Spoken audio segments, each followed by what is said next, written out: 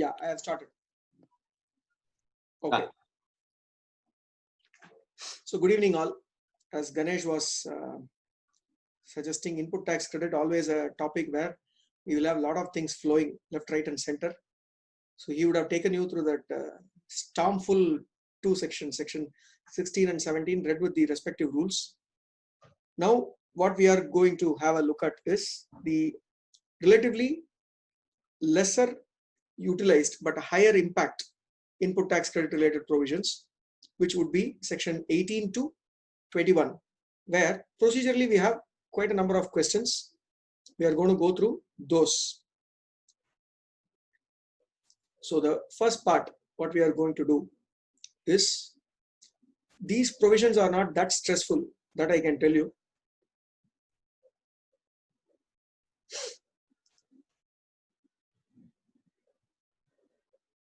As 17 subsection 2 or 3 would have been.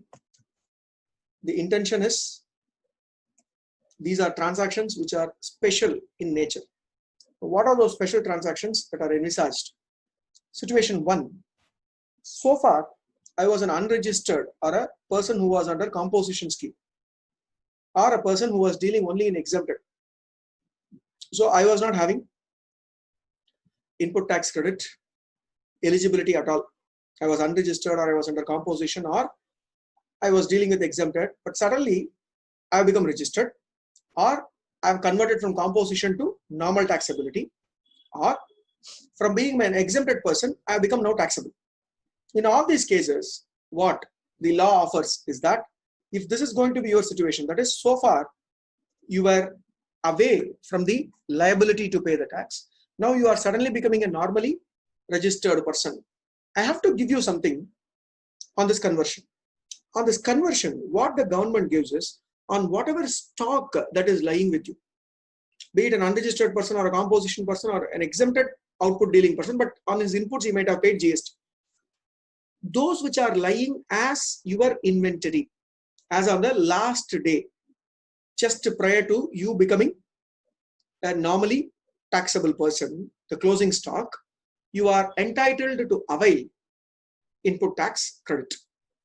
So the stock on which you would have paid GST, and those invoices you are still in possession, and that invoices are all within 1 year. I'll repeat, the stock ITC you are allowed, but the invoices should be within 1 year. Then you are entitled to avail this input tax credit. On conversion on your stock. So this is special scenario number 1. The procedure and the forms we will discuss a little later after we go through the other special procedures also. The next special procedure is a normally registered person. A normally registered person is now converting himself into an unregistered person, suo motu cancellation, or he is going into composition scheme. Composition scheme, by way of saying that I will pay tax under section 10 subsection 1 or 10 subsection 2A, so he will get away from the normal rigors, or he is going to deal in exempted. So far it was taxable, and he is not going to do any taxable related activity. In those cases, like in the earlier situation, when you came into normal registration, department gave you the benefit of input tax credit.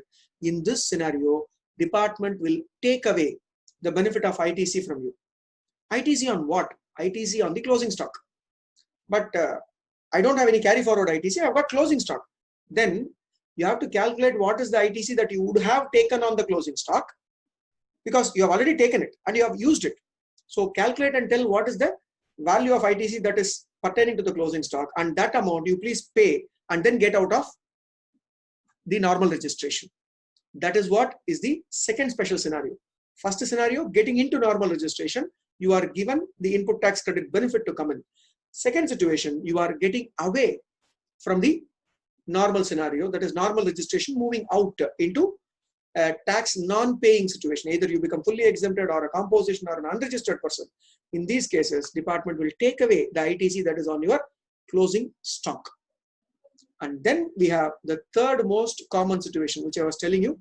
Least used provisions are section 18, but high impact provisions. 16 and 17, frequently used. Amalgamation. One company gets into a merger with other, we become 2 or 1 plus 1 becomes 3, something of that sort, where one registered person becomes the other registered person. Can I continue the old registration? If the PAN changes, GST registration changes. You don't have an option. The GST registration must be changed. The PAN changes, GST registration also changes. Amalgamation is one example. The second scenario in the same vein is demerger. It is exactly opposite of an amalgamation, where different units of the same organization, one or more units are hived off, where I am giving it out, saying, okay, you don't anymore form part of my organization. You can go away. In that case also, there is an impact of ITC. What is that impact? So far, whatever was the common ITC that was taken, when I am hiving off, when I am giving it away as a separate entity, I should provide him a part of this input tax that I have availed earlier. Is it allowed? Yes. Is it being spoken about? Yes. That is what is spoken about in section 18. When it comes to amalgamation, this registration ITC carry forward is there, this registration ITC carry forward is there, then we combinedly become a third registration. Then you can carry forward this ITC into this. The process is explained in section 18. The third possible scenario is succession. Father to son. Partnership converted into a company. Partnership succeeded by an LLP. Where there's a change in PAN. Father's business taken over by son. Same business, same asset, same place, everything. But PAN changes. So far it was being done in the father's name. Now it is being done in the son's name. PAN changes. Registration should change. But from a business perspective, it is only a succession of a business. The earlier business is succeeded by this business. So the credit will have to be carried forward. How we take the input tax credit, how we carry the input tax credit from there is told in section 18. For all the 3 scenarios that we discussed so far, there are specific forms that are indicated by the department. ITC 01 is the form that needs to be filed. As I said earlier, all these 3 forms, many of us would not have seen so far. Some of us may have seen, but for one client, we will see it once in a lifetime, or maybe 2 times. We will not be able to see, or we will not be having it as a regular activity, because all the transactions are unique. Look at ITC 01. What is ITC 01? For the first time, when you have the inventory related ITC taken, so far you are either composition person, or you are unregistered, or you are dealing in exempted. Suddenly you have become a normally taxable person. Whatever ITC that you have, you can take it here. Situation 1. That ITC on the closing stock, how do I intimate to the department? Because it will not be in my 3B, because I have not even filed 3B so far. Then how will it be there? How will that credit come? You will have to bring that credit to your electronic credit ledger by way of filing a return called as ITC 01. This ITC 01 will be verified by the department, and that amount should be disclosed. This is what is the first part, ITC 01, to avail the input tax credit and come into the GST. If it is a succession, transfer of business, demerger, in all those cases, there are 2 parties involved. If it is going to be an amalgamation, 2 companies resulting into third company, or 1 company taking over the other company. So there is obviously 2 people. One who is the amalgamating company, the one who is amalgamated, resultant company. The amalgamating company, whatever ITC that they have in their electronic credit ledger, they can transfer it to the resultant entity by way of filing a ITC 02. And what the resulting company is supposed to do is, they will also have to file an ITC 02 accepting the ITC from the amalgamating company. So the amalgamating company will give it, amalgamated company will take it, they will accept it by way of taking this input tax credit, ITC 02, by transferring the input tax credit. So that is the form to be filed in case of succession, amalgamation, merger, ITC 02. 2 people will have to file. The one who is transferring will file first. One who is receiving will file it and accept it. Then only the credit will come to the credit ledger. ITC 03 is reversal of ITC, which we saw. So far, normal person with the stock lying in hand becomes a composition person, or becomes a unregistered person, or becomes a person who is dealing in exempted goods. Suddenly the goods are being exempted by the government. In all those cases, what am I supposed to do is, on the inventory that is in hand, I am supposed to give the ITC taken so far back to the government. How do I give it back? I need to file an ITC 03. Through this ITC 03, the tax will go back to the government. 3 important forms that needs to be filed by a person. Special circumstances, not regular, in case of the ITC related transactions, ITC 0, 1, 2 and 3. There is one more called ITC 04, which we will discuss when we come to job work related discussion. But before that, we have got another interesting aspect to discuss, a very, very key aspect. I have purchased a capital goods. On that capital goods, I have availed ITC. I'll repeat, I have got a capital goods and I have availed ITC on those capital goods. That ITC availed capital goods or plant and machinery, whatever it is, when I am selling it. Section 18 subsection 6 comes and says, you have to do a certain method. You have to adopt a certain process for making this supply. I will elaborate it further with a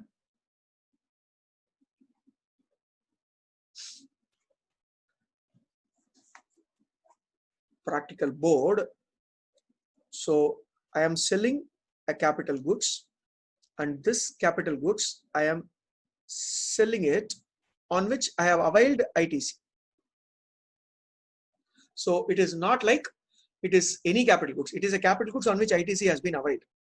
What the government wants me to do is, they want me to do 2 things. One, they want me to find out what is the ITC. The ITC that I am ineligible for.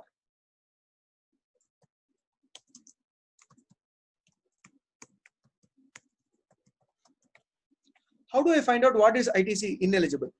Take the total ITC availed for that capital goods less eligible ITC. I'll repeat. Take the total ITC for that capital goods less eligible ITC is equal to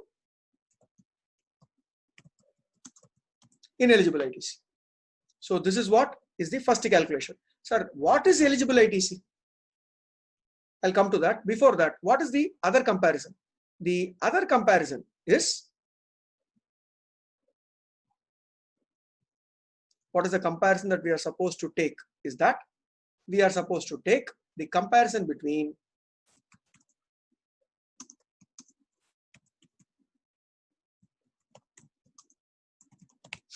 GST on the transaction value. One, we are taking the ITC ineligible and comparing it with the GST on the transaction value. What is eligible ITC? To that question, the answer is, eligible ITC is 5% for every quarter or part. For every quarter or part of a quarter, we are eligible for 5% of the ITC. 5% of the ITC, not 5% of the value of the goods. 5% of the ITC, I am eligible. So you find the eligible ITC, remove it from the ITC availed, you will get ineligible ITC. Now this ineligible ITC is to be compared with the GST on the transaction value, whichever is higher. Out of these two, whichever is higher shall only be paid as GST on the transaction. I will repeat, whenever there is a disposal of capital goods on which ITC has been availed. Sir, I am disposing a capital goods, on this capital goods ITC has not been availed, then there is no problem. I am disposing of a capital goods on which ITC has been availed, then we have to do this twin calculations. Sir, ITC is availed in the old law, excise law or the VAT regime. Take that ITC and calculate as per this ITC which is ineligible, and calculate the GST on the transaction value, the value at which you are selling the capital goods. Calculate these two, whichever is higher. I've written it wrongly as earlier. It is whichever is higher out of these two shall become your taxable value, whichever is higher. shall become your taxable value. We will do a simple mathematical example of it, which should be able to put us in good stead in understanding this. Just give me a moment.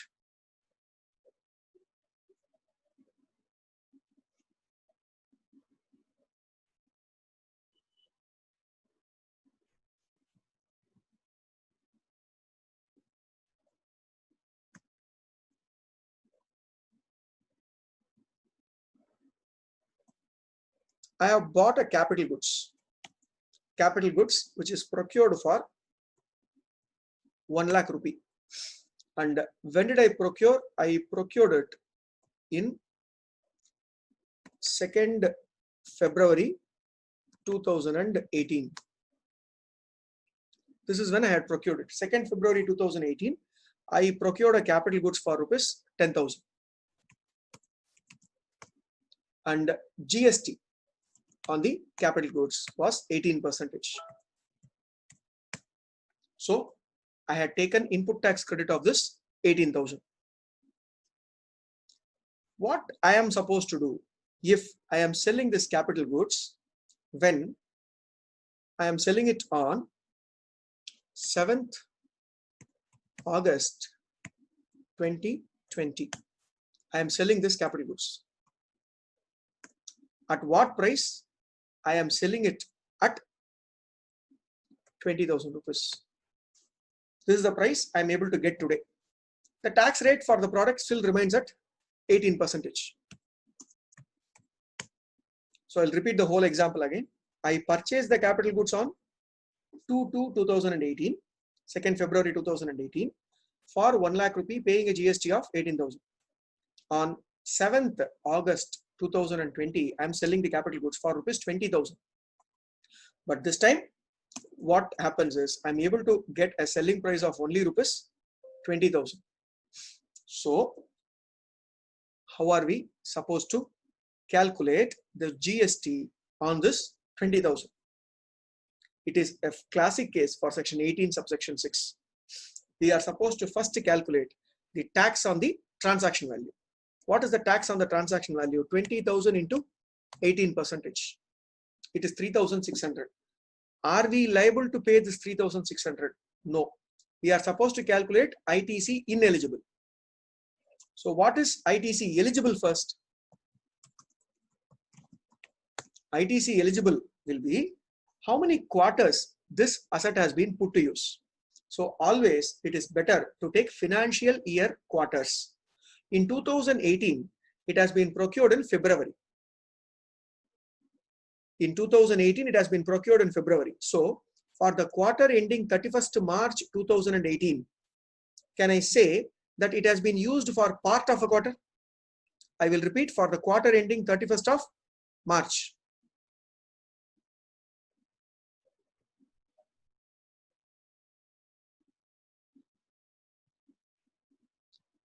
Are you able to see my screen?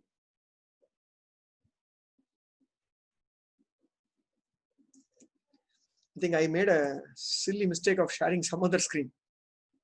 Thanks for pointing it out.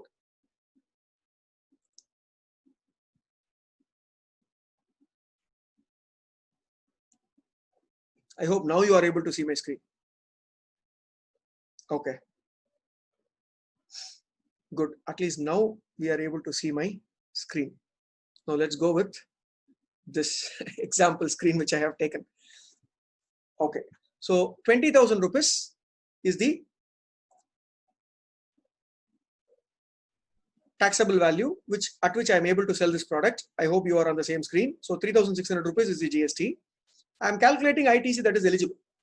So how many quarters it has been put to use? In 2018, first quarter it has been put to use because part of a quarter up to 31st March it has been put to use. So it is applicable for the first part of the quarter.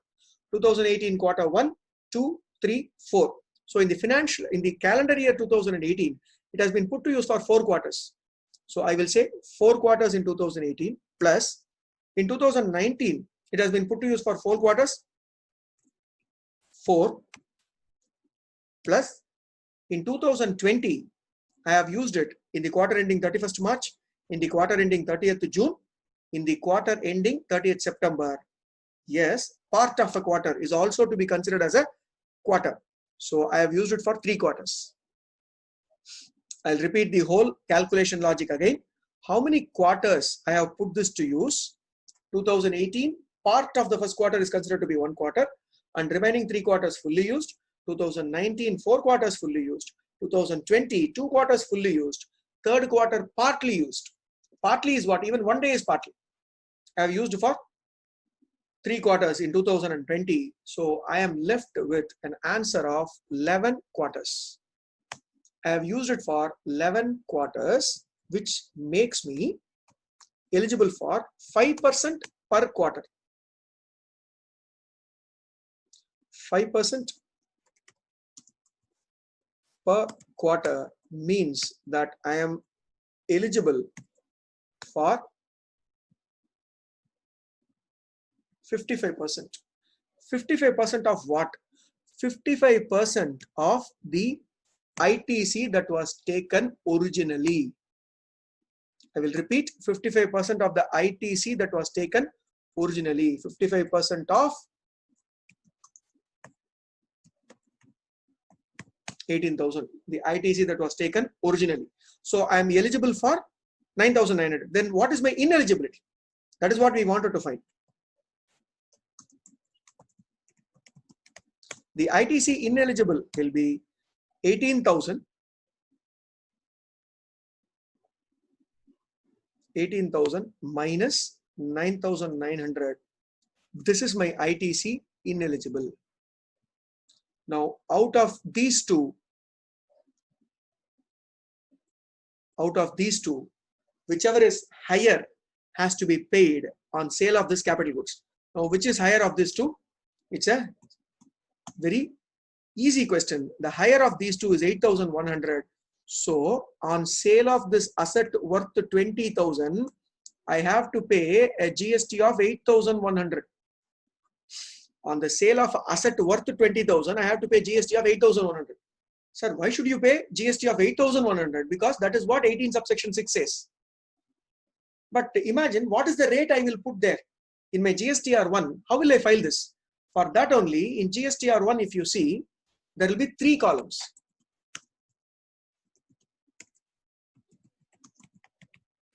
Taxable value, tax value, and then there will be invoice value. Why do we have these 3 columns? Taxable value, tax value, and invoice value. Department could have easily decided that always invoice value will be equal to taxable value plus tax value. Let us make it as a field which is auto-populated, but they have not done that. Why? Because they know that this kind of situation will happen. I'll tell you how. In this case, the tax value is 8,100. Tax value is 8,100 because that is frozen. So what will be my taxable value? My taxable value, if I have to make tax as 8,100, it will be 45,000 because I have to give 18% tax as for 8,100. Then what is the taxable value that I have to give? I have to give 45,000 as taxable value. But invoice value will be what I will collect from my customer, 20,000 rupees plus 8,100. This is what will be my invoice value. For this purpose only, if you see in GSTR1, they allow us to give taxable value, tax value, and also invoice value. Invoice value will not be defaulted by the system. Invoice value will have to be keyed in by us. This is the reason, and this is how this kind of transaction will have to be reported in GSTR 1, 18 subsection 6. Taxable value, tax value, and invoice value, especially in case of disposal of capital goods on which ITC has been availed. This is the first layer. I will take you 2 layers deeper for deeper understanding, but up to this, any doubts or clarification? Whenever we see any disposal of capital goods in the balance sheet of any assessee, in the P&L of any assessee, even department will do this. They will first take your balance sheet and check for fixed assets which have been disposed of during this period. They will take the removal from fixed asset register, and for that only they will start asking you a question. Hence, you have to be very careful. One, while doing the transaction itself, if you are doing the audit, you have to apply this logic to find out how the capital goods on which ITC is availed is disposed of, how this happens. Any doubts on this?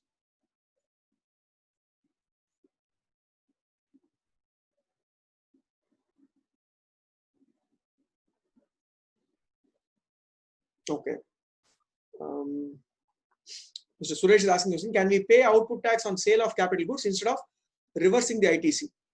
Sir, in this case, they are asking you to pay the tax only, 8,100.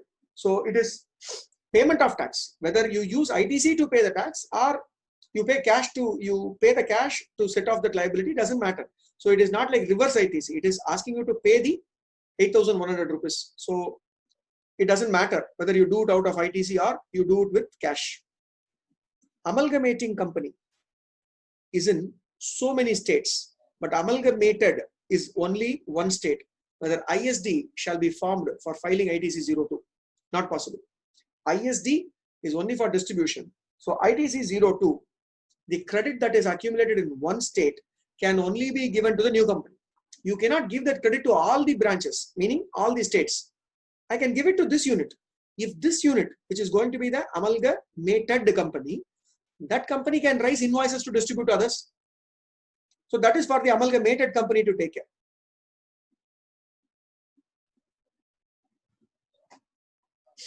If amalgamating company is in so many states and amalgamated company is in one state, how will I transfer it? It is not possible. You have to do it step one. That is, those companies will have to raise an invoice on the state where the amalgamated company is located. And then the amalgamating company's branch in that state will do the ITC 02 to the amalgamated company. ISD is not the route, because ISD can transfer only input services. Your input credit balance, how can you say it is only on account of input services or input goods? It could be on account of anything. Hence, that logic does not apply. Any other questions?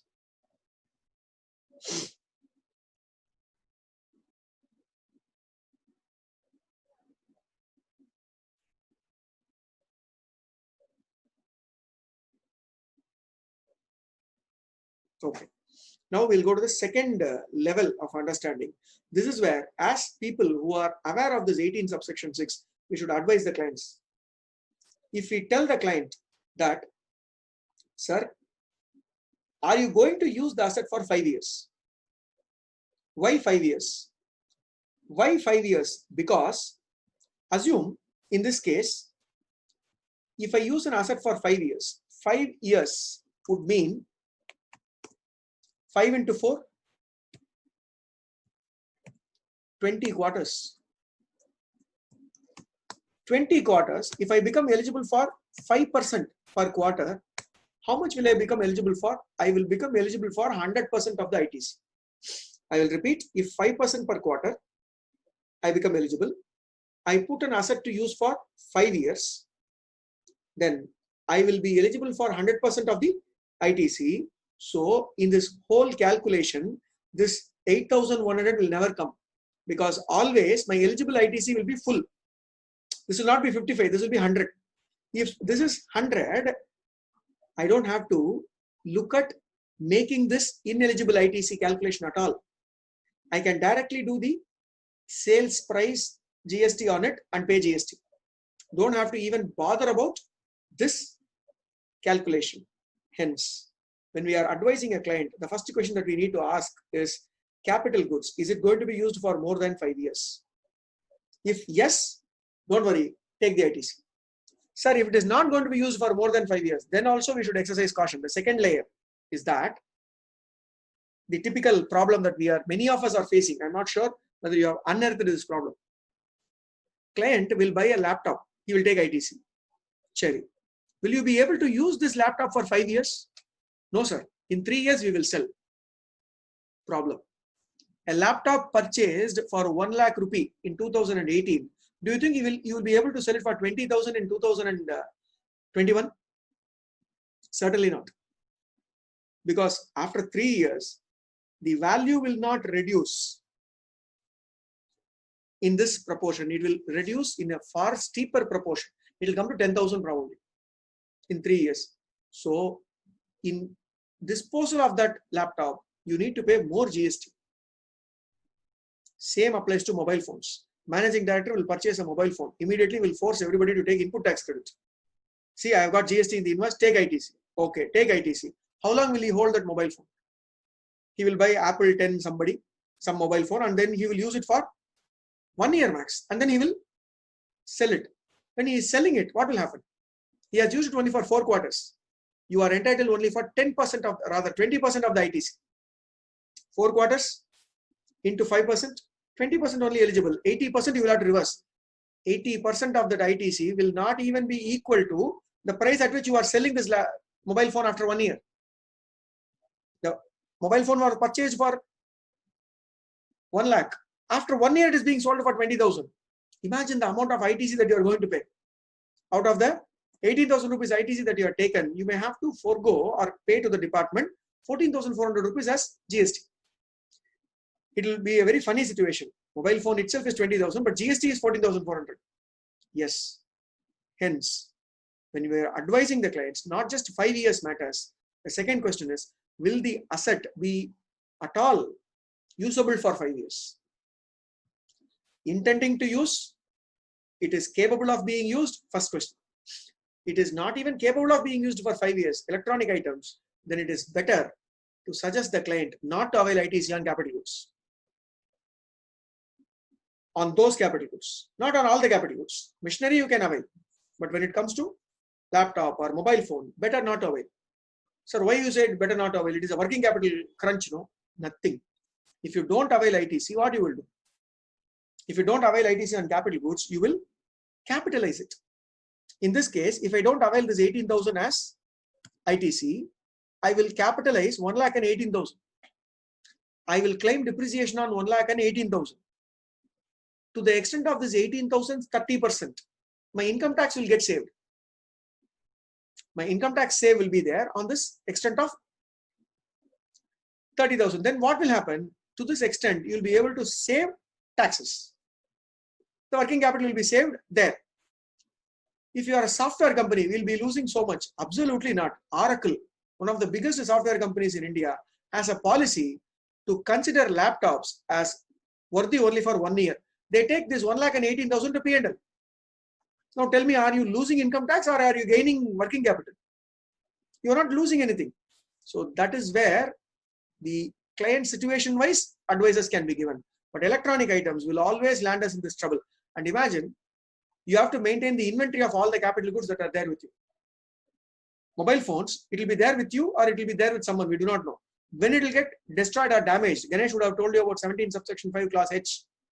Goods destroyed, lost, stolen. You are supposed to reverse ITC. Mobile phones and laptops are prone for such destruction or being stolen. You have to reverse ITC. If you are availed ITC, only reversal, no? If you are taken it as an expense, you still stand to gain. So that is how we'll have to evaluate, which is why I said this is a second layer of deeper understanding where capital goods related ITC exercise caution. And the third part, which I want to tell is, in case of especially capital goods related ITC, capital goods related ITC are never eligible for refund. When you apply for refund, capital goods related ITC are never eligible. Hence, bear it in mind. When it is not even eligible for refund, when it will create a problem for me, it is better to avoid availing of that as quickly as possible so that income tax benefit can be taken. If the company is a loss-making company, they do not have income tax benefit, they have to take this ITC, then there is no way. You take it. There is no other go. You have to take it and you have to go by this compliance. As far as possible, try to get out of this issue is what is my suggestion with respect to 18 subsection 6, because it involves so much of calculation for disposal of capital goods. And I'll tell you the last point on this point, and then on this 18 subsection 6, then we'll move back to our discussion. 18 subsection 6 will create differences in your P&L turnover versus GST turnover. How? Look at this company. Their taxable value is 45,000, tax is 8,100. Whereas in the P&L, you would have shown 20,000 rupees as your sale value. In fact, in P&L, you would have shown the loss or profit on sale only. 1 lakh minus the depreciated value minus this 20,000. That only would have been shown as your taxable value or the P&L profit or loss. So this kind of transactions will certainly create a difference in your turnover between books and GST. They have to be reported as other differences in GSTR 9C. So that is another point which is very pertinent to 18 subsection 6. As I said, this is the last point on this 18 subsection 6. We'll move back to our presentation. Any doubts in the meanwhile, you may post in the chat box.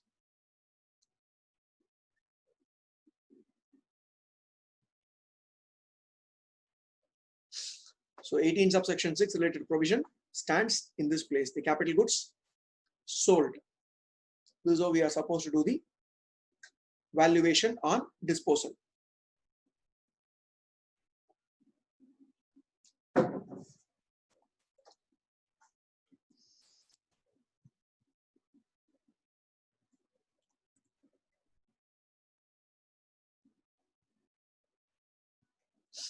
Okay, we already seen this point. Now we have to jump into the next aspect, which is connected with the ITC portion, as well as which is relevant from a GST compliance angle, job work.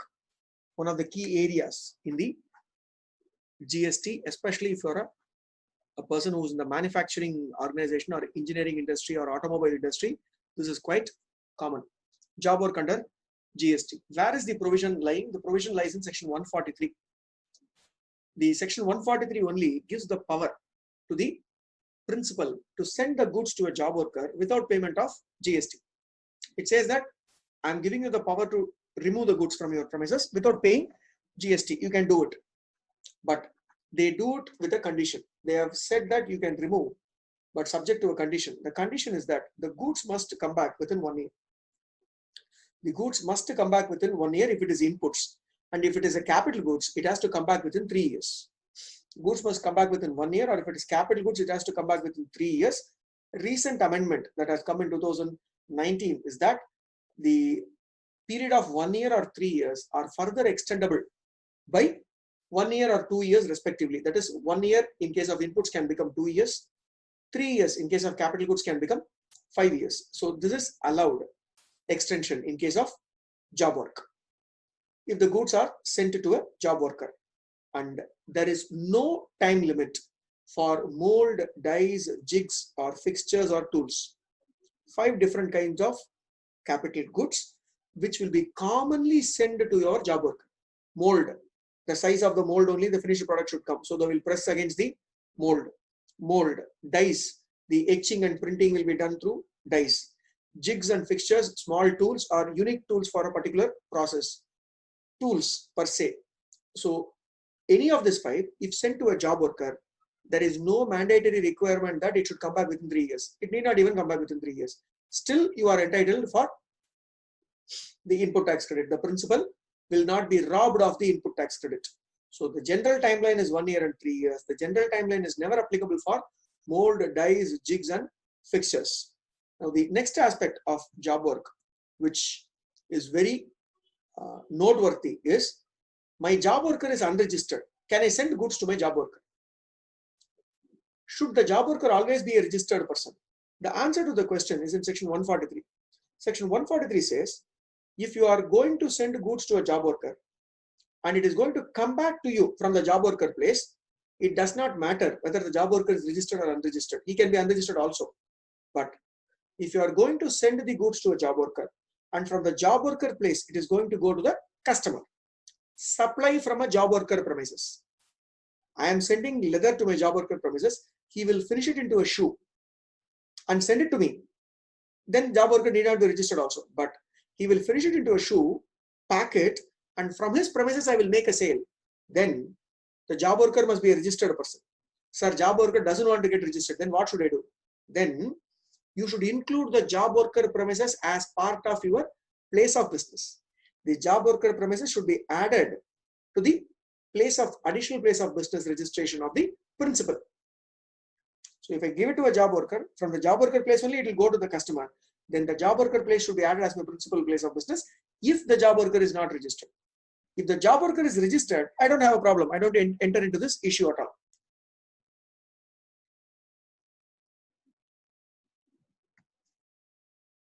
Mr. Vinayakam sir, what is your question? If he do for more person, doesn't matter, no? He can be a job worker for more than one person also.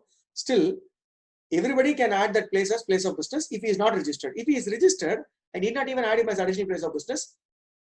His registration is enough for us to do the business. Either of the way, we have to go. That is what is told in section 143. And the important element is, in case of goods sent to a job worker, the responsibility to account for the goods sent to a job worker lies with the principal. The principal is the person who has to account for the job worker's stock. So it is not the job worker who is supposed to keep a track of job worker stock. It is the principal who is supposed to keep a track of the job worker stock. Going to the next part of the job working provisions. Goods which are not returned within the prescribed time limit of 1 year or 3 years will be deemed to be a supply. This is one of the ill phases of section 19 read with section 143. When the goods are sent to a job worker, if it is not returned within this time limit, it will be deemed as a supply, and the worst is it will be deemed as a supply on the date on which it was sent to originally, when it was sent. And department says, if you can, you disclose it in GSTR1 as if it is an output tax liability. But if it is within 1 year also, if the GSTR1 is open, I can show. If it is within 3 years or not returned within 3 years, how will I be able to file GSTR1? Not possible. But the point that they want to convey is, it is your tax liability. You have to disclose and pay GST. And interestingly, not just GST, with interest. Because it is deemed to be a supply on that day. So when the supply has happened on that day, you are liable to pay now with GST, which is a catch. And if I am paying GST now, then what happens is, if the job worker returns the goods to me, it is not a job worker return. The job worker, after this tax paying by me, if he returns, he should raise a supply invoice on me. Because I have raised an invoice treating it as a supply. So when it is coming back from him, he should raise a tax invoice and give it back to me. So that is the other complaints that can arise out of this job working procedure. The next aspect is, any waste or scrap that is generated at the job worker premises, if it is disposed on payment of tax from the job worker premises itself, then the job worker should be registered. Because remember the earlier example that I gave, job worker should be a registered person if the goods are disposed from his place. It could be the finished goods or it could be the scrap. Either way, I am supplying from job worker premises, then he should be a registered person, or his place should be added as an additional place of business. If the disposal is done from the job worker premises on payment of tax, if it is done by the principal, then same logic will apply. It should be an additional place of business. If the job worker takes the scrap, he is not giving the scrap, and he is selling it, then there is a problem. That will become additional consideration. It will become additional consideration because I am giving him already 10 rupees per piece. Now what is he doing is, he is collecting more. How? The scrap is also money for him. He will sell and take money out of it. Then it will become additional consideration. We are liable to pay GST including that also. So many people don't take importance of this in job working activity. Can be a problem area, especially with respect to valuation. And the next provision pertaining to a job worker is that, even if my job worker is going to directly receive the goods, I am entitled to take input tax credit. My job worker receives the goods directly from my supplier. I can take input tax credit. Remember, the section 16 would have given you the benefit of, even if it is received by some other person on my behalf, I am entitled to take ITC 1. And second, one job worker is transferring to another job worker. In that case also, the second job worker is not receiving from me. He is receiving from the other job worker. No issues. That can also happen. Job worker transactions, e-waybill will have to be raised. Interstate job work, e-waybill is mandatory, irrespective of value. Sir, 50,000 limit, no limit. Job work, e-waybill is mandatory as per rule 138 of the CGST rules. And this is a transition provision. If you had come 2017 long back, I don't think this will have an impact. Where they said on 30th June 2017, whatever was the amount lying there, we should have removed it here. The job work stock should have been reported in Tran 1. So see whether any of the audits that you are doing or clients that you are seeing, whether they have done that properly. Now we'll go into the job work related procedural aspects. Goods, when they are sent for job work, they must be sent under a cover of a delivery challan. It should go only with a delivery challan where the value should be indicated. Value should not be 0. Because every stock that is being sent will always have some value. That value plus GST on it. Sir, how can I levy GST on it? You are not levying GST, you are only showing GST. You are not paying GST. You are only showing that for this job work, this is a value. That's it. And the goods may be sent from one job worker to another job worker. As I told you earlier, there is no problem. We have to file, that is the person who is the principal, who is involved in doing the job work activity must file a quarterly return called as ITC 04. And this ITC 04 will be deemed to be an intimation given by the principal to the department that these people are my job workers. Because as per the section 143, we are supposed to tell to the government that who are all my job workers. But there is no separate procedure prescribed by the department. So what the department had told is, you please file ITC 04. In ITC 04, we will ask you to whom we have sent how much of stock and from whom you have received how much of stock. When you file the ITC 04, it is deemed that ITC 04, it is not ITR 04, it is ITC 04. When you are filing that ITC 04, that is deemed to be an intimation given under section 143 to the department that it is my job worker. I am employing this person as a job worker. So that is the importance of ITC 04 return. And the procedure pertaining to job work is explained in 2 circulars. Circular number 38/2017 and further elucidated in circular number 88/2019. In both these cases, the combined reading of these two tells us that whenever we are sending goods to a job worker, it should be sent under a cover of a delivery challan under Rule 55. 2 copies of the delivery challan should accompany the goods. A delivery challan, 3 copies should be raised. 2 copies should accompany the goods. 1 copy to be returned with the goods by the job worker. It will go with my DC, 2 DCs, original, duplicate, triplicate. Triplicate will remain in my office. Original and duplicate will go to the job worker. The job worker shall retain any one of the DC copies, but he has to give me the other DC copy along with the goods. The goods should come back to me along with that DC. And this DC to be given even if goods are sent to another job worker, but he has to give me my DC reference, because that DC reference is a proof that the goods have come into my premises. The next one, procedure pertaining to it is, goods move from one job worker to another job worker, the DC shall have to be endorsed by the other job worker. I am principal, I am sending it to job worker A. Job worker A is delivering it to job worker B, but how will I believe that he has delivered it to job worker B? He has to take that 1 copy of DC, deliver it to job worker B. That is my DC, 1 copy he will have. Two copies he will have.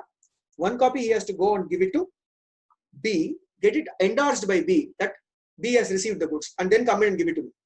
So now, as per my books, I will know that the goods which were sent to A are not with A, are actually lying with B. And then goods move from one job worker to another on piecemeal basis, then he cannot be doing this DC transaction, because in DC 100 units will be there, but he is moving 20 and then 30 and then 50. Then how can he get 3 different challan, 3 different seals? In those cases, he can raise new challan and give it to him, and then give me the copy of the challan saying that it has been delivered to this job worker. So I can give it to a job worker. Principal to job worker is one movement. Job worker to job worker is another movement. That can also happen without payment of GST, subject to the time limits. And then this is the form that a job worker needs to file. This is the quarterly return. Very fortunate for the assessees. For the financial year 17 financial, or 9 months I should say, 17-18 and 18-19, department has waived the responsibility to file this ITC 04. So nobody needs to file from 1st July 2017 till 31st of March 2019. But if you think that is a real benefit for you, that is where department has got a final laugh. What they did is, you please start filing from April 2019, but what they have told is, disclose the opening stock.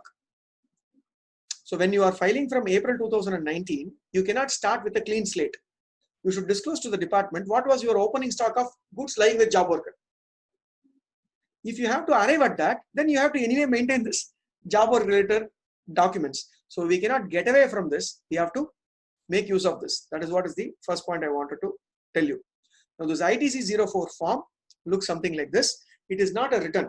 It is a statement. Hence, late fees does not apply for it. It is only a statement. That is why I think since there is no late fees, there is no interest. Nobody is even bothering to give the least respect to this statement. But when GST department comes for audit, stock movement, they want to scrutinize. This will become a very, very crucial document. If it is not there, if it is not filed, we cannot prove to the department that we have interacted with a job worker. They will say that the amount of goods went under a DC. Why can't I treat it as a supply?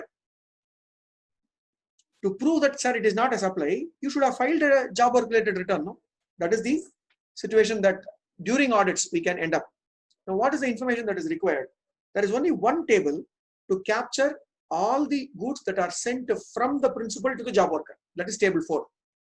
As you can see in the screen, details of inputs, capital goods sent for job work. From my place, it goes to the job worker place, sent for job work.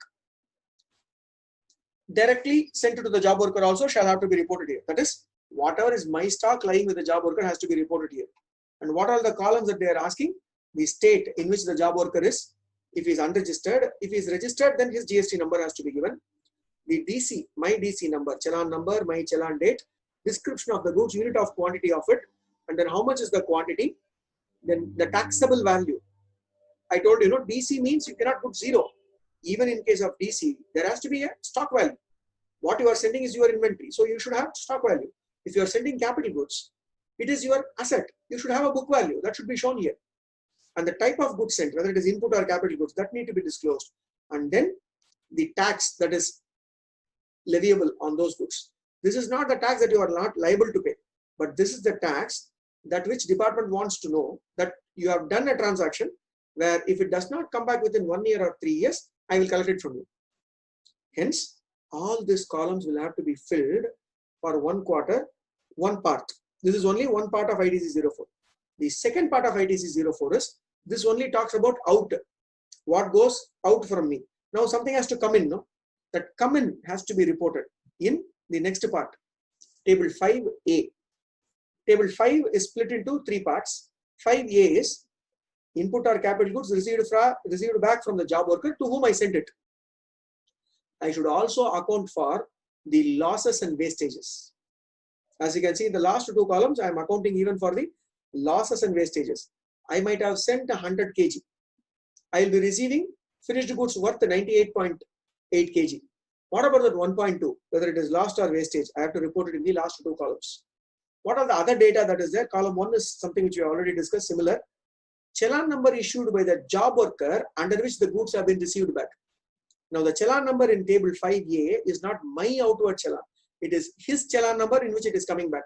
So the job worker is equally expected to give me a challan and the date of it, the challan date, and then description of the goods, the unit of quantity, measurement, and then the unit of the quantity, and then my original DC number. Now look at the complication. You are giving it in 1 DC number. I have to match it with my DC number. I sent it in 1 DC. You are giving it back in 5 DCs. I sent 1 DC, 100 units. You sent back 20 units each in 5 DCs. I should match and report it here. The original DC number under which I sent it. So the DC number that which I am giving in table 7 should have actually been reported at some point of time in my table 4. Either in the same quarter or in the previous quarter. Only if I have sent it, I can receive it, no? So this is what is the check that they have got. And the nature of job work done by the job worker shall have to be captured in table 9. The wastages and loss will have to be captured in table 10 and table 11 respectively. So this is how the job work related provisions will have to be captured. 5A. It is still not over. 5B, ITC 02, 5B is the details of inputs or capital goods which are received back from the job worker other than the job worker to whom the goods were sent. I sent it to A sent it to B. and I'm receiving it from B, then in that case, we should not fill up 5A, we should fill up 5B. Here what they are asking again is challan number issued by the job worker under which the goods have been received back. So B's challan number have to be reported here. And date of the challan has to be reported. Description of the goods, unit of measurement and quantity has to be reported. Original challan number under which the goods have been sent for job work. So my challan as per table 4, under which it went to A and subsequently it has gone to B. That has to be captured in 5B. And then loss and wastages should also have to be captured. 5C is the third unique situation. From the job worker premises itself, the goods are supplied. It is not even coming to my place. It is supplied from there to my customer. In those cases, we are supposed to comply with the requirements of table 5C. So we will not fill up 5A or 5B. If we come under third category, we have to fill up 5C. So 5 is a table where we report what are all the transactions that we do with the job worker. Table 4 will be outward information from me. Table 5 will be inward information. That inward information are of 3 types. Mutually exclusive. If A is there, B will not be there. If B is there, C will not be there. So you have to be segregating. Sent to job worker, received from the same job worker, 5A. Sent to one job worker, received from another job worker, 5B. Sent to a job worker, never received, dispatched from the job worker premises to the customer, 5C. So this is how we are supposed to report this GST ITC 04, one of the critical statements, especially for manufacturing, automobile manufacturing companies, engineering manufacturing companies, all of whom are employing the concept of job work for all of those principles, because the filing of this return, maintaining of books of accounts pertaining to the stock lying with job worker, everything is on the head of the principal. It is not on the job worker. So this shall have to be maintained and verified by us. The last aspect of today's discussion, section 20 and 21, pertaining to input service distributor. We will have an overview of what is ISD and how it happens. Now, when it comes to input service distributor, the word itself suggests that it is input service distribution. Any common input service received by one part of the entity, which is common for some or all the part of the entities, then the ITC shall have to be distributed. There was a question the other day where I think someone asked, can I charge audit fees? Chennai office is receiving the audit fee invoice, whereas we have got factories in 5 states. Can Chennai office take the audit fee input tax credit and raise audit fee invoice on the other 4 states? Not possible, because Chennai office is not doing audit service. So you cannot call it as audit service. Then how to do it? ISD, input service distribution. Again, I am repeating, it is only service related credit that can be distributed, not the assets which are procured for head office you should distribute. No, it is not like that. It is not like a costing concept. Service cost center, profit center. No, it is not like that.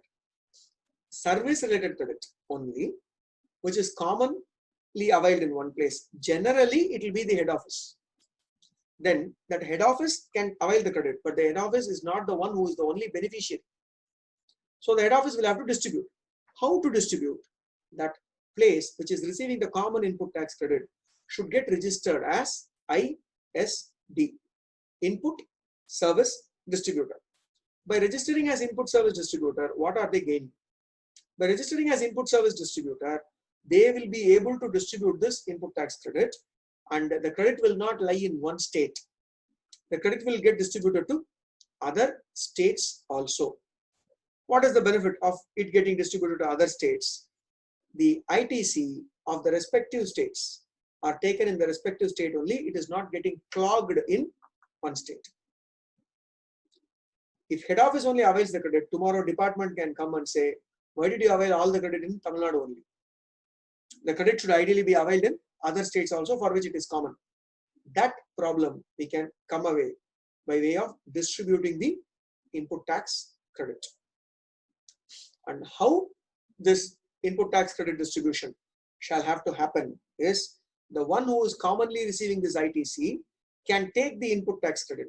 How they will take input tax credit? They will take the input tax credit as the CGST, SGST, or they might have taken it as IGST.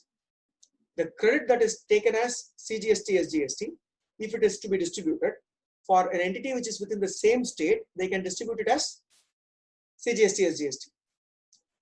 Sir, head office is there, factory is also there in the state. Do you have to take two registrations? Yes. The head office can take the registration of ISD. The factory can take the registration of normal. Then what will happen? The factory which has taken the registration of normal will take all the ITC pertaining to the state. But the common ITC pertaining to the state will only go to the ISD, and that ISD can distribute it. The ISD has availed CGST and SGST. It wants to distribute to the factory in Tamil Nadu. They can distribute it as CGST and SGST itself. But the factories in Karnataka, Kerala, Telangana, and Andhra Pradesh, they cannot distribute it as CGST, SGST of Tamil Nadu. They can distribute it as IGST. One. Second situation. They have received IGST input tax credit. Can they distribute it as IGST? Yes, possible. What is availed as IGST can be distributed as IGST itself. What is the proportion of distribution? The proportion of distribution is turnover basis. What turnover? Turnover of the previous year.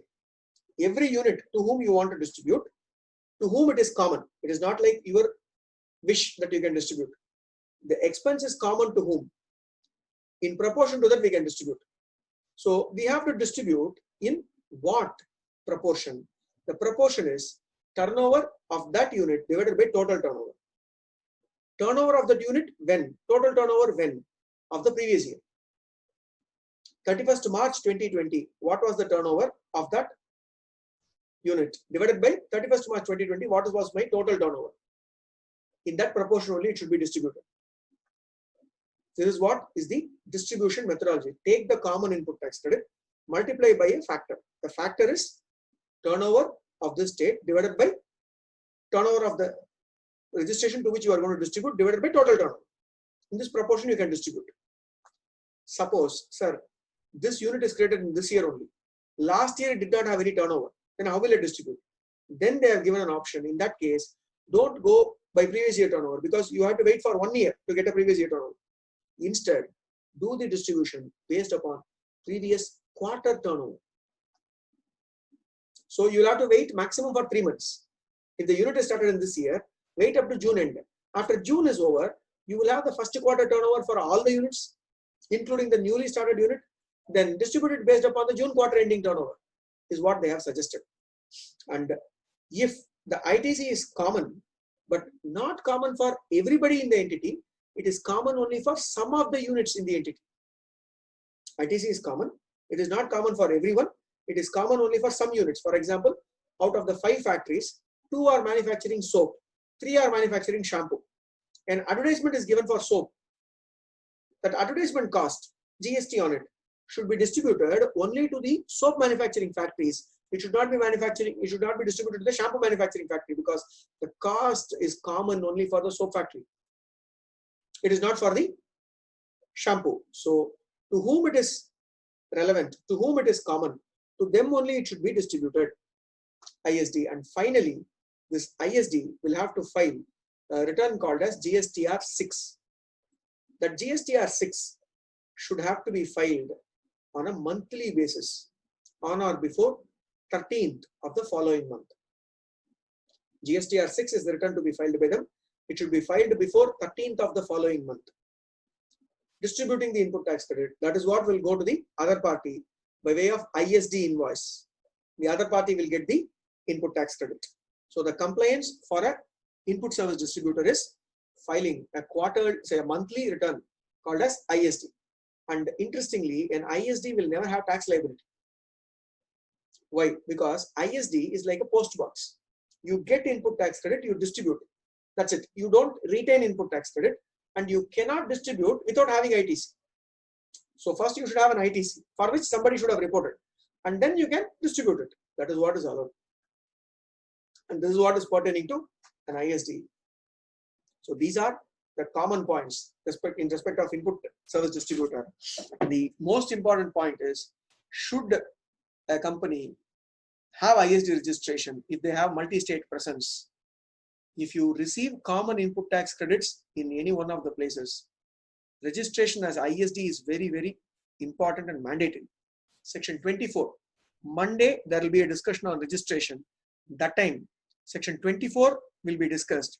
You will see that one of the mandatory situations under which a person has to get registered is ISD. If you receive common input services, you have to get registered. There is no way that you can escape from it unless you start doing cross billing. But cross billing, is it logical in some of the situations like I discussed earlier? May not work. So ISD will be the better option in those cases. So that is about it for the discussion. Now I am ready to take the questions on ITC. You can post your questions on anything that has been discussed, including what has been discussed by Ganesh in terms of your question for ITC. We will take it now. We already have certain questions lined up here. If I am sending yarn dyeing, one job worker is asking dye material for along with yarn. How to treat it, sir? I am not selling dye to him. I will adjust against his payment. It is equal to you giving. You put it in the purchase order that your value of consideration is only for the service.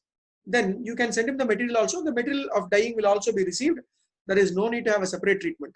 When the dye material is being sent from your premises, you raise a DC to the quantity that is being sent. And when it is coming back, the material, the yarn as well as the dyed yarn, when it is coming back, the yarn DC plus the material DC, dyeing material DC, both should get knocked off. That's all. You can very well do this. E-way bill is required for interstate only or intrastate also. My suggestion in case of job work related activity is, even for intra, it is better to raise e-way bill. Why it is better? Is it mandatory or better? It is not mandatory if it does not exceed 1 lakh. But invariably, when the vehicle is caught with the DC, how will you prove that it is for job work? So it is better that you raise it in the e-way bill itself and mention that it is for the purpose of job work. You will have a better standing, and the department officer will have no other option but to accept your concern. What about transporter? I'm not able to understand this question, sir. Please rephrase your question and ask me. X&Co is having its office in TN and having branch in AP. X&Co is having 2 registration in both states.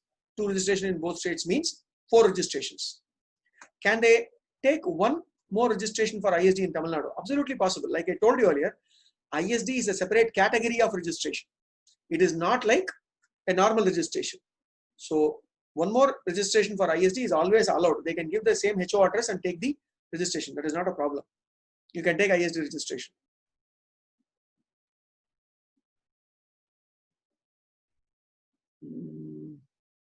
Yeah. Okay.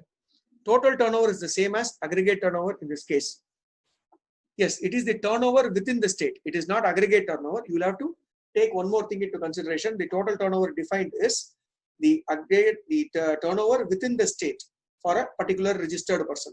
So turnover within the state will include all the turnovers, which is equal to an aggregate turnover in all cases, except certain exclusions like the taxes paid on account of excise or taxes of VAT paid need not be included.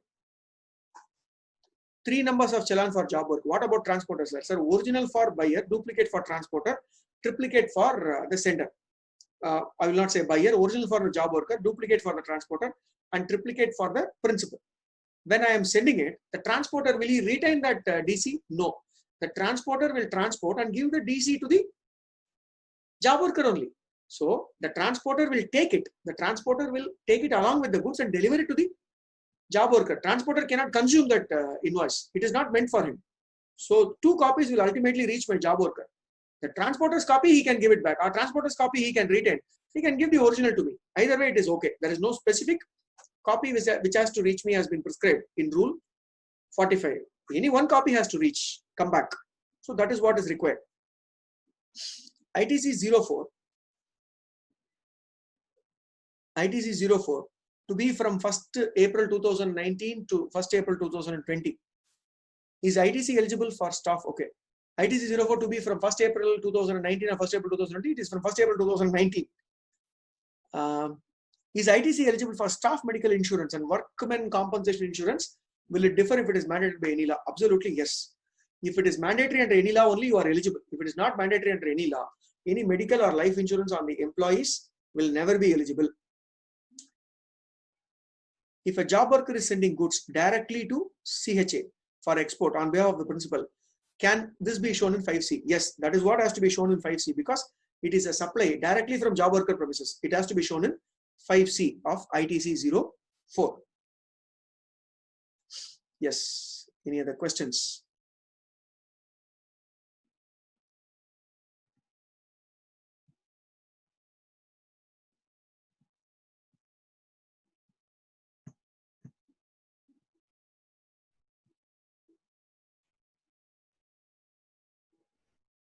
Capital goods is given to job worker, is lost at his premises. Should the principal pay ITC for this also?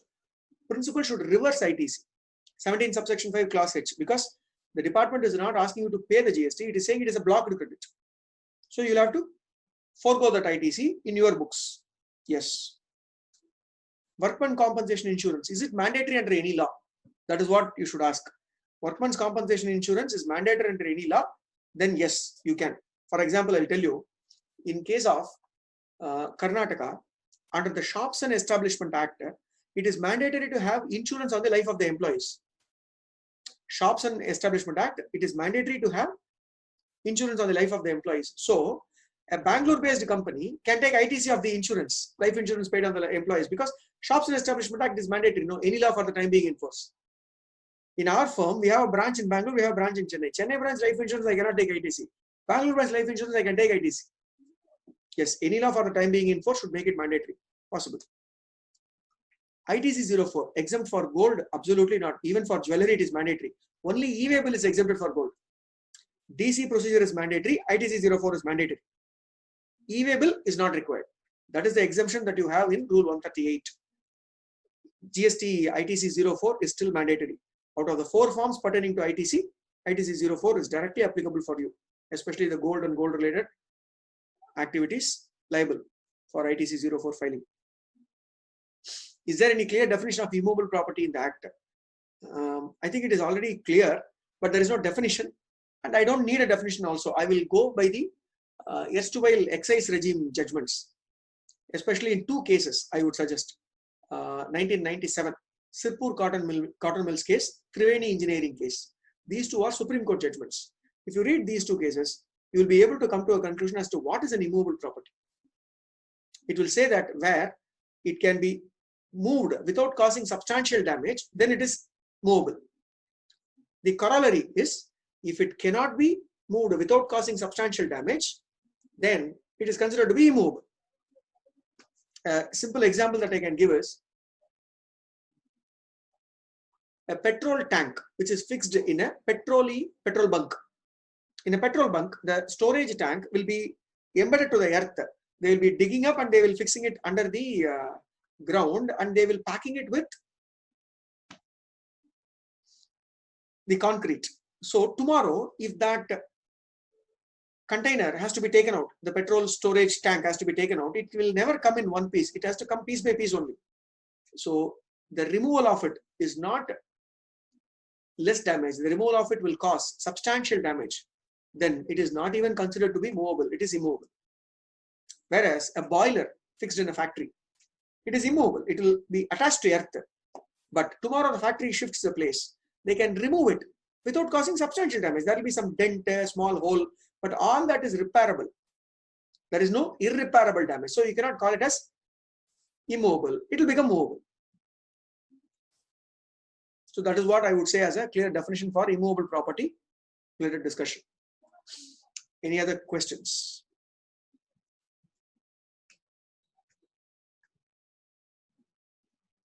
Okay, there being no other question, I think we will wind up the day. Tomorrow there will be a 1-hour session for question and answers. We will send the link. Any doubts on anything that we discussed during the week, please raise it tomorrow. And then Monday, registration will be handled by a guest faculty. We have arranged one of the topmost person in indirect taxes practice. In fact, he is somebody who is hands-on. So that senior professional will be handling it on Monday. There's another question that is popping up. Is there any restriction on ITC on goods vehicle? Absolutely not. Only for passenger vehicle, that is capable of carrying 13 person or more. That is one which will be eligible. Rather, I would say more than 13 is only eligible. Up to 13, ineligible. So passenger capacity only they are talking. Goods vehicle are not meant for carrying passengers. So goods vehicle, how much soever is the size, becomes eligible for ITC. ITC on rent a cab. If the vehicle is eligible, then only the renting is also eligible. If the vehicle is not eligible, renting is also not eligible. That is the answer. Whether it is renting, leasing or hiring, any name you call, the logic remains the same. Perfect. And then I think we'll close for the day. Let's bike dealer to sub dealer. What is the question, sir? Vinayagam sir, can you post it? Bike dealer to sub dealer means, or should I unmute you? Movement of bike. 1 minute, sir. I will unmute you. Then I think you can ask me the question.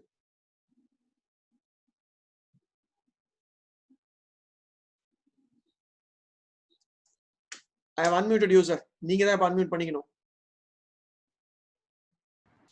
Sir, good evening, sir. Good evening, sir. Yes, sir. Sir, so main dealer is sending that bike to sub dealer. So during that time, for that we have to maintain any. Sir, we have to file ITC, sir. ITC. Sir, main dealer is sending to the sub dealer for sale or for job work, sir? No, it's like sale only, sir. It's a new bike they are sending for sub dealer. It is not for job work, no. So there is no question of ITC and all, sir. Okay. ITC 04 and all will not come there. Wrongly, I understood. Okay, sir. Right. Thank you. Yeah. On e-waybill, we have got another question. If goods delivered at the shop, is e-waybill mandatory? We don't even know how the goods will be taken by the buyer. Correct. If your delivery stops there, you are not the one who is going to transport it. So the safe transport is in the hands of the person who is procuring it. So it is their headache to raise. If they tell you, request you to raise an e-waybill, because him being an unregistered person, he wants you to raise, then you can. And that is the reason why department has given the right to raise an e-waybill even to a transporter. A transporter need not be a GST registered person, but he can log into the e-waybill portal by having a transporter's registration number, identification number. Through that, he can raise an e-waybill. So department has done the enabling. It is not our responsibility. If it is going to be transported, his responsibility, he has to raise e-waybill on it.